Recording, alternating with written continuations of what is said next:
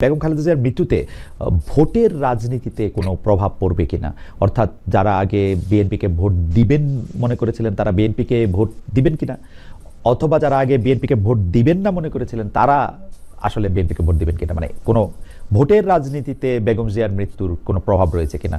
এখানে এই মুহূর্তে এখনই আমাদের এই প্রশ্নগুলো নিয়ে আমরা আপনার কাজ করছি না, কারণ আমরা এখন আমাদের সামনে যে সবচেয়ে বড় চ্যালেঞ্জ সেটা হচ্ছে যে আপনার এই ইন্টারিম গভর্নমেন্টের কাজগুলো তারা যেন শেষ করতে পারে, অর্থাৎ যে সমস্ত সংস্কারের বিষয়গুলো আছে সেই সংস্কার যে কয়েকটা আপনার খুবই নির্বাচন কেন্দ্রিক এবং প্রয়োজনীয় সেই সংস্কারগুলো করে নির্বাচনের কথা আমরা বলছি, এবং আমরা মনে করি যে এটা আপনার যথাসময়ে সেটা অনুষ্ঠিত হবে।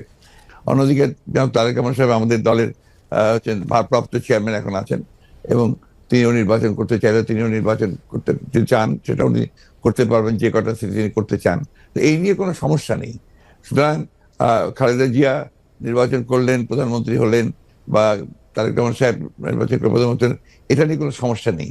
এই ব্যাপারে পার্টিতে আমাদের কোনো সমস্যা আছে বলে আমি মনে করি না। আমি আমি আমি আমি যে প্রশ্নটি করতে চাই সেই প্রশ্নটি হচ্ছে যে আওয়ামী লীগের নিষ্ক্রিয়তা এক ধরনের, মানে আওয়ামী লীগ দেশের রাজনৈতিক প্রেক্ষাপট থেকে বাদ হয়ে গেছে, কেউ কেউ আমাদের মিডিয়ার ভাষায় কেউ কেউ বলছেন যে একটা -1 হয়ে গেছে। আমাদের আসলে অনেকগুলি প্রশ্ন আছে আপনার কাছে, আপনার যে প্রশ্নের জবাব আপনি যেভাবে দিতে চান সেভাবে দিবেন, না দিতে চাইলেও আমরা দিব, মানে আমরা এটা নিতে পারবো। আওয়ামী লীগ থাকলে বিএনপির অস্তিত্ব থাকবে, আওয়ামী লীগ না থাকলে বিএনপির অস্তিত্ব থাকবে না, এটা বিএনপির বোঝা উচিত। এটা গণতান্ত্রিক ধারা আমরা নিয়ে আসতে চাচ্ছিলাম। 2009 সাল থেকে 2024 সাল পর্যন্ত বাংলাদেশে গণতান্ত্রিক ধারা অব্যাহত ছিল, কিন্তু ইউনূস ক্ষমতায় এসেছে সম্পূর্ণ অগণতান্ত্রিক। কাজে আমি সাবধান করে দিচ্ছি, এই বিএনপি জামাত যথেষ্ট হয়ে গেছে, কিন্তু প্রত্যেকের চেহারা মনে রাখতে হবে, একজনকেও ছাড় দেওয়া হবে না। ডক্টর মোহাম্মদ ইউনূস ক্ষমতায় আসছে আরও টাকা বানাবে, কিন্তু এত মানুষের জীবন নেবে কেন? এভাবে মানুষের উপর হামলা করবে কেন? একের পর এক মানবাধিকার লঙ্ঘন করে যাচ্ছে, আর সমস্ত দোষ আমাদের উপরে দিচ্ছে। আমার আওয়ামী লীগের লোক মেরে সেখানে আন্তর্জাতিকভাবে সব জায়গায় সে প্রচার করে বেড়ায়, যেগুলি সব আওয়ামী লীগ করে। তার তো টাকা আছে, সে বাংলাদেশের টাকা চুরি করছে, লক্ষ লক্ষ কোটি কোটি টাকা সে বানিয়েছে, এবং সেই টাকা খরচ করে বিভিন্ন আন্তর্জাতিক মিডিয়া থেকে শুরু করে সব জায়গায়, তারপর আবার সিনেমা তৈরি করে সেই শহীদুল্লাহ সে আবার শর্ট ফিল্ম করে ইউনিভার্সিটিতে দেখায়, সমস্ত মিথ্যা বয়ান দিয়ে দিয়ে দেখাচ্ছে।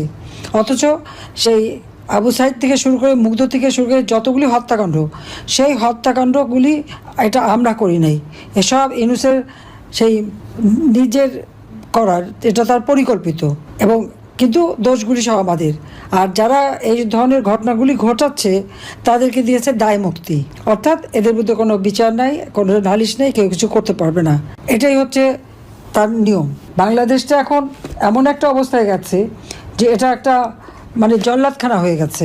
যখনই যেখানে সব, এমন কোনো পরিবার নাই যে যাদের উপর হামলা, লুটপাট আর নির্যাতন না হচ্ছে। দেশে বিদেশে অগাধ সম্পদের মালিক বানিয়ে বসে আছে, আর একের পর এক আওয়ামী লীগকে শেষ করে দেবে। বিএনপি কি ভেবেছে সেটা আমি জানি না, তারা মনে হয় সাপের 5 পা দেখে ফেলেছে নাকি। ওরা যে লাফাচ্ছে আর এরকম একটার পর একটা ঘটনা ঘটাচ্ছে, সাথে জামাত তো আছেই, তাদের তো খুন খারাপই। তো এরপরে তাদের ভবিষ্যৎ কি, সেটাই আমার প্রশ্ন। ওকে, গত 15 বছরে আওয়ামী লীগের শাসনকে যে ফেসিবাদী বলা হচ্ছে এবং তার যে পালিয়ে যাওয়াটা, যেটি আসলে আপনি এখন বর্ণনাও করলেন, দুর্নীতি, তারপরে নানা ধরনের নানা কারণে, কিন্তু তার পেছনে আপনাদের আমলে যে 20 বছর আগে 21 আগস্টে গ্রেনেড হামলা, বিচারকদের বয়স বাড়িয়ে তত্ত্বাবধায়ক সরকারকে প্রশ্নবিদ্ধ করার মাধ্যমে শেখ হাসিনাকে কর্তৃত্ববাদী শাসনের দিকে নিয়ে যাওয়া, এ নিয়েও আসলে নানা ধরনের আলোচনা আছে। এই দুটি ঘটনা যদি হাইন্ডসাইড আপনি একটু দেখেন, যে মানে যেগুলি হচ্ছে ক্রাইমের ঘটনা, অর্থাৎ হচ্ছে 21 আগস্টের গ্রেনেড হামলা, 10 ট্রাক অস্ত্র, আবার অন্যদিকে তত্ত্বাবধায়ক সরকার ব্যবস্থাটাকে একটা এরকম জায়গায় নিয়ে যাওয়া, এই দুটিকে আপনি আপনার মূল্যায়ন আমরা একটু শুনতে চাই। যে দুটি আপনার 21 আগস্টের যে ঘটনা, এই ঘটনার সঙ্গে বিএনপিকে জড়িত করা এবং বিশেষ করে তারেক রহমান সাহেবকে জড়িত করা, এটা পুরোপুরি ভাবেই রাজনৈতিক উদ্দেশ্য প্রণোদিত। এটা কোনো মতেই বিএনপি এর সঙ্গে জড়িত তো নয়ই, বরঞ্চ আমি মনে করি যারা বিএনপিকে শত্রু হিসেবে চেনে তারা জড়িত, এবং এখানে বেনিফিশিয়ারি কারা হয়েছে সেই বিষয়টা আমাদেরকে অবশ্যই লক্ষ্য রাখতে হবে। 21 আগস্টের মামলায় who was the beneficiary? Beneficiary was Awami League. কারণ বিএনপি ক্ষমতায় থেকে সে এমন কোনো ঘটনা ঘটাবে কেন যে ঘটনাটা তার বিপক্ষে যাবে, এটা 1 নম্বর। আর আপনি যে প্রসিডিংস গুলো দেখেন সমস্ত, আপনি তো একসময় বিচার বিভাগের মানুষ ছিলেন, দেখবেন যে তারেক সাহেবকে এখানে জড়িত করা হয়েছে 4টা আপনার আইও চেঞ্জ করার পরে। সর্বশেষ যে আইও নিয়ে আসা হয়েছে সে হচ্ছে আওয়ামী লীগ দলীয় ভুক্ত কাহার এখন যে আপনার নিজে থেকেই তাদের মানে নির্দেশে সে এই চার্জশিটটা করেছে, যেটা কোনো সম্পর্ক নেই। অন্যদিকে যে আপনার মূল আসামি ছিল ভদ্রকের নাম আমি বলে যাচ্ছি, মৌলানা মুফতি মোহাম্মদ, তিনি তাকে দিয়ে 164 দিন তাকে টর্চার করে তাকে দিয়ে একটা আপনার স্টেটমেন্ট করে নিয়েছিল। পরে দেখা গেছে যে উনি নিজেই সেটাকে আবার ভোগ করেছেন, বলেছেন যে এটা আমার কাছে আমাকে টর্চার করে নেওয়া হয়েছে। এবং দেখেন কিভাবে কি মারাত্মক ঘটনা, কোথায় চলে গিয়েছিল সবকিছু। এবং he was hang before the trial was complete. তো যে প্রধান আসামি তাকে আপনি আগেই অন্য একটা মামলাতে ঝুলিয়ে দিলেন যাতে আসল সত্যটা বেরিয়ে নিয়ে আসে। তো এই কথাগুলো কিন্তু কেউ আপনার ইনভেস্টিগেটিভ জার্নালিজম করে না, যার ফলে এই বিষয়গুলো আসে। আপনারা পলিটিক্যালি জিনিসটাকে নিয়ে চেষ্টা করেন, আমি বলি শেষ করি প্লিজ, ইনভেস্টিগেটিভ জার্নালিজমটা সিরিয়াসলি করেন এবং এটাকে ফাইন্ড আউট করেন যেটা আসলে ব্যাপারটা কি ছিল। সেটা করছেন না, করছেন যে বিএনপি কিন্তু সব করার জন্য করছেন। এটাকে আমি মনে করি এটা এক ধরনের রাজনৈতিক উদ্দেশ্য প্রণোদিত। ওকে ওকে, আমি ইনভেস্টিগেটিভ জার্নালিজমের প্রসঙ্গে মানে আমি আপনাকে মাঝখানে ইন্টারাপ্ট করতে চাইনি, আমি শুধু বলতে চাইছিলাম যে এইটা তো আসলে আমাদেরও সীমাবদ্ধতা থাকে, ইনভেস্টিগেটিভ জার্নালিজম যে আমরা করতে পারি নাই। কিন্তু এই কথাও তো সত্য যে বিএনপির আমলে আমরা একটা 21 আগস্টের গ্রেনেড হামলার পরে আমরা একটা জজ মিয়াকে দেখেছিলাম, যে জজ মিয়া একটা বানানো হতে পারে। আমি ধরে নিচ্ছি সেটা আপনারা মনে করছে যে ভুল, আমিও ভুল ধরে নিচ্ছি, কিন্তু আপনারা তো পারতেন এখানে একটা ইনভেস্টিগেটিভ জার্নালিজম করে আসল সত্যটা উদ্ঘাটন করতে, সেটা তো করেননি। আমি আপনাকে আসল সত্যটা বলছি যেটা, সেটা আমি বললাম। আপনি এই জিনিসগুলো তো আপনারা কখনোই তুলে ধরবেন না যে 4বার তার আয়ু চেঞ্জ করা হয়েছে, কখনোই তুলে ধরবেন না যে কার আসামকে দেওয়া হয়েছে যে আমাদের নমিনেশন চেয়েছিল, অবশ্যই তুলে ধরবেন। কখনোই তুলে ধরবেন না যে মুফতি মাহমুদকে বিচার শেষ হওয়ার আগে থেকে আপনার ফাঁসি দেওয়া হয়েছে। তো দিজ আর দ্য এভিডেন্সেস যেখানে আপনি পরিষ্কার বুঝবেন যে একটা শুধুমাত্র সাজানো মামলা, তাকে এখানে জড়িত করার জন্য এই কথাগুলো এসেছে। তত্ত্বাবধায়ক সরকার ব্যবস্থা বাতিল করার জন্য বা তত্ত্বাবধায়ক সরকার ব্যবস্থাকে প্রশ্নবিদ্ধ করার জন্য বিচারকদের বয়স বাড়ানো এবং একজন বিচারপতিকেই আসলে তত্ত্বাবধায়ক সরকার ব্যবস্থার প্রধান করার লক্ষ্য নিয়ে সেইটা করার কারণে বিচার মানে এই পুরো বিধানটাই এটা দিস ইজ ইওর ন্যারেটিভ, এটা আমাদের ন্যারেটিভ নয়। আমরা মনে করি যে ওই সময় প্রয়োজন ছিল আপনার বয়স বাড়ানোর ব্যাপারটা, ওটা বাড়ানো হয়েছিল। ইট মে নট ওয়ার্ক, সেটা অন্য কথা। একটা জিনিস আপনি আবার ভুলে যাবেন না যে 1/11 আগে চক্রান্তটা একটা হয়েছিল। সে চক্রান্ত হচ্ছে যে আপনাদের সেই 9/11 ঘটেছিল তার আগে, আর এখানে আপনার কিছু পশ্চিমা দেশ একসাথে হয়ে চুইজডে ক্লাব তৈরি করেছিল, একই সঙ্গে ভারতবর্ষ তার সঙ্গে যুক্ত হয়েছিল এবং তাদের মূল টার্গেটটা ছিল যে জাতীয়তাবাদী শক্তিকে এখান থেকে নির্মূল করা। এবং যেহেতু তারেক রহমান সাহেব জাতীয়তাবাদী শক্তির উঠতি নেতা ছিলেন, হি ওয়াজ দ্য রাইজিং লিডার, সুতরাং তাকে আপনারা মেলাইন করার জন্য, ভাবমূর্তি নষ্ট করার জন্য একটা পরিকল্পিতভাবে এই চক্রান্তগুলো করা হয়েছে এবং এই ক্যাম্পেইনটা চালানো হয়েছে, হুইচ ইজ টোটালি পলিটিক্যাল।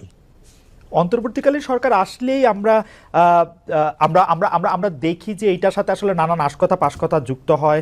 আপনি যেটিকে আন্তর্জাতিক চক্রান্তের কথা আগের সরকার মানে 2007 সালের সরকার বললেন, এবার অন্তর্বর্তীকালীন সরকারের আগমনটাও কি আপনার কাছে একটা চক্রান্তের বিষয় বলে মনে হয়? কারণ আমরা দেখি যে প্রশ্নই উঠতে পারে না, প্রশ্নই উঠতে পারে না। আমরা দেখেছি এবারকার অন্তর্বর্তী সরকারের যে আগমন, এটা একটা জনগণ ছাত্রদের একটা সম্মিলিত আপনার আন্দোলন, একটা আপনার অভ্যুত্থানের ফলে। এখানে আপনি চক্রান্ত দেখছেন কোথায়? আমি এটাকে দেখছি যে এটা একটা বাংলাদেশের জনগণের একটা পুরোপুরিভাবে একটা বিপ্লবের আকাঙ্ক্ষা থেকে এটা এসেছে এবং সেখান থেকে এসেছে they want to get rid of this fascist government, Hasina government, the murderer, তার বিরুদ্ধে আজকে আপনার জনগণ ফুঁসে ওঠে।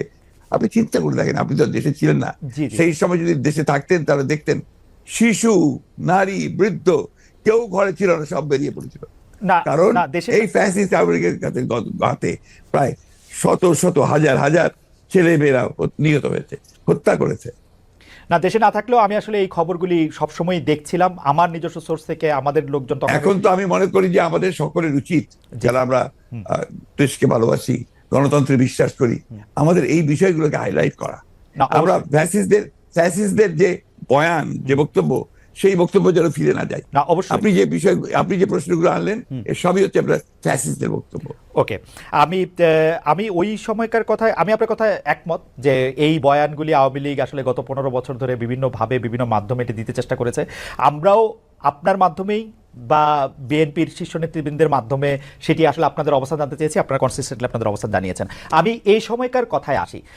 এইবারের যেটিকে আপনি জনগণ এবং ছাত্রদের আন্দোলন আপনি বলছেন, যে আপনার কাছে কি মনে হয় না যে এই আন্দোলনটি বিএনপির নেতৃত্বে হলে, বা বিএনপি যত বছর ধরে এই আন্দোলনটি করতেছিল সে বিএনপির নেতৃত্বে যদি আন্দোলনটি সফলতা পেত, তাহলে আসলে এই যে সরকার এবং সরকারের মধ্যে যে বিভিন্ন দুর্বলতার কথা আমরা শুনছি নানাভাবে, সেটি হতো না?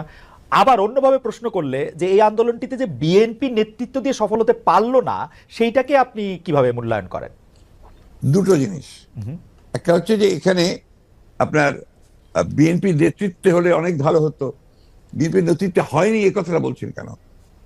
বিএনপি তো এর মধ্যে শেষ দিন পর্যন্ত, শেষ মুহূর্ত পর্যন্ত ছিল এই আন্দোলনে। এই ছাত্র জনতার আন্দোলন শুরু হয়েছে 2 মাস হলো, তার আগে তো আমরা মাঠে, এবং আমরাই আপনার মরেছি, আমরা জেলে গেছি, আমাদের 60 লক্ষ লোকের বিরুদ্ধে মামলা হয়েছে, আমাদের 700-এর উপরে মানুষ আপনার গুম হয়ে গেছে, এই দেশাদি সহ। এইটাতে আমরা আমাদের 15 বছর ধরে এটা চলছে, এবং অকথ্য অত্যাচার নির্যাতন আমাদেরকে সহ্য করতে হয়েছে।